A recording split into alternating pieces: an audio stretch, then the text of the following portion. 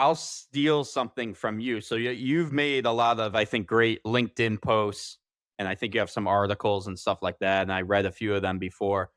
One of the things, it's actually a tip from you. If someone comes to you and says, "Hey, I want to be, a manager now," the first thing that you can respond with is why. And in my career, so I've had a lot of people come to me with this, and I think when you start out with why, first of all, you can weed people out that it's not the right track for. So I'll give an example.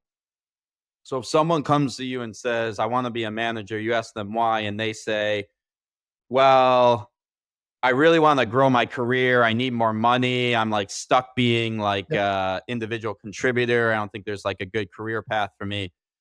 That's a red flag. And actually, what that means, and this is something that we're focused on a lot at Linear B with our people management person, Jess, sometimes it means there's not a good individual track.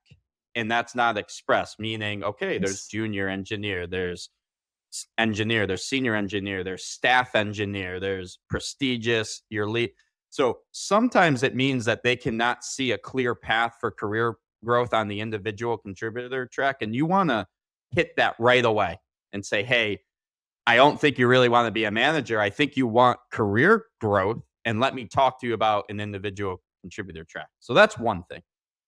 Now, on the other side, I really like what you're saying. If they're coming to you and saying, "I really want to make people better. I want to make sure our projects hit on time. I want to make sure that, engineering's work gets out there to the customers and it's really great." I love hearing those kinds of things. And one of the things that I found in terms of like a good sign, you mentioned a lot of good ones, but the one that I would add, usually they care about like quality and they care about support, and they're like listening. "Oh, this feature, we can't get out to Yep. production or it's having issues." They're connected with their local, I would call it like their local ecosystem. So it's like quality, SRE, support. Yep.